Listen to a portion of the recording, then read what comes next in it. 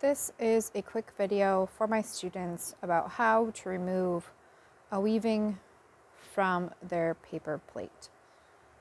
So in class, I store all the students' weavings in a copy paper box. It makes the perfect parking garage to park all the looms. It allows students to independently take them in and out on their own without having to have me find their artwork.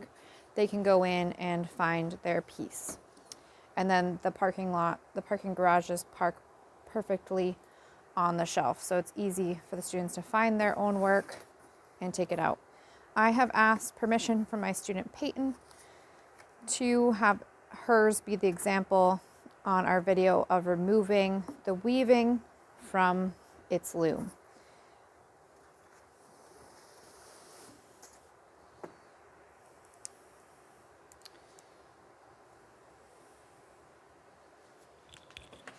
Okay, so we have our paper plate. Our students painted their plates first to make a piece of artwork.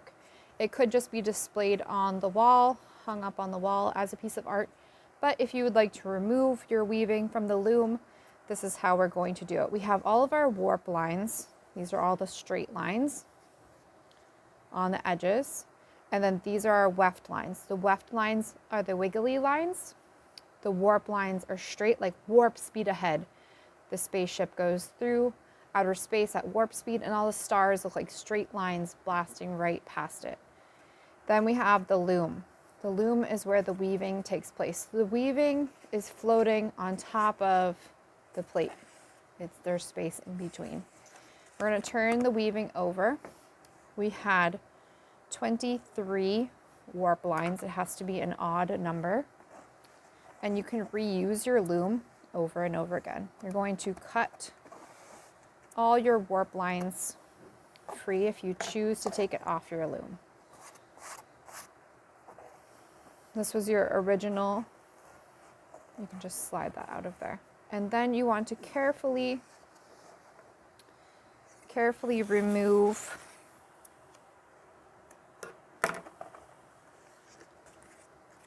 your piece of art. You don't want to pull, because you can pull the warp line out of your weaving and the weaving will fall apart. These lines are what the weaving exists on. So you want to carefully take out all the warp lines. You don't want to pull this way.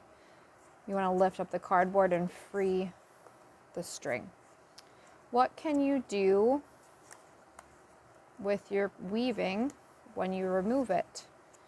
You can hang it from a tree branch as a tapestry on your wall. You can use it as a coaster for mugs of hot cocoa. You can use it as a rug for your dollhouse or a blanket for your dolls.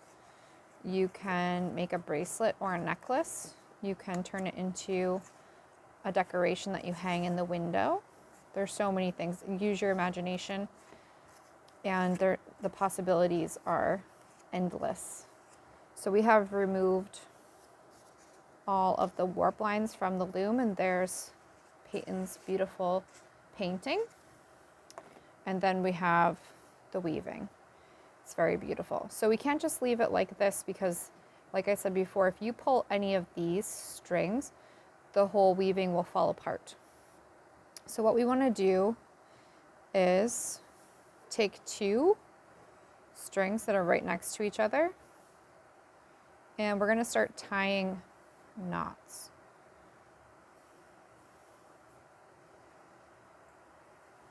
All the way around. Let's go this direction. So we're taking every two purple and tying a knot.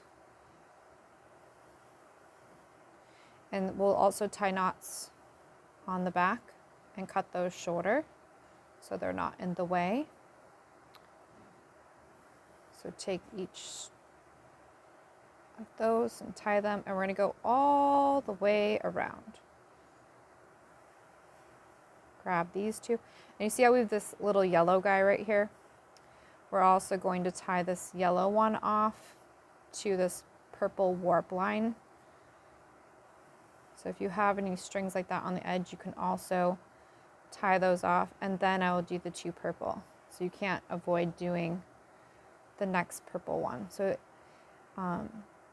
this would be time consuming for class because there's only one teacher and many students that would like help removing their looms, their weavings from their looms. So by sending it home, students can have the choice to keep it on the loom or have a parent sit, or someone, an adult, a grown-up, sit with them at home and help them remove their weaving. So it just multiplies how many adults there are to be able to help the students with this part of the project, since this is very time consuming.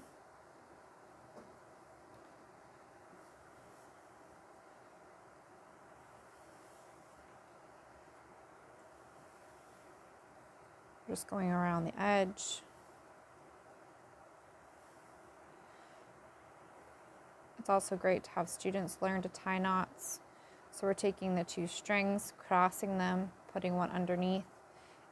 It makes this little twist. And you have a loop. Then you can tie it again by making a cross. You make an X shape, put this through, and then you have 2 on top of each other, 1 and 2. And then we're gonna slide one down and slide the other, and that's all we're doing. That's all, that's it. Keep it simple. So we have this loose yellow one. So we're gonna tie it off to this purple one before we continue. And then grab the next purple one. If you know what macrame is, you can also tie off all your strings as macrame, if that is something that interests you. Grab this next purple one. After we tied off that yellow one, we're almost done.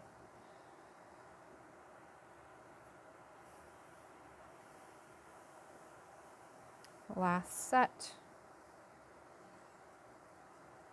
And then our students have a choice. They can leave all these strings long, or they can trim them off altogether, or leave them. You can turn it into the bracelet. You can see how you could wear that if you braided all of these or did some macrame together. You could make a necklace. There's so much you can do with it. And don't forget to tie off all of these strings, and you can see this blue one. We can tie it off here.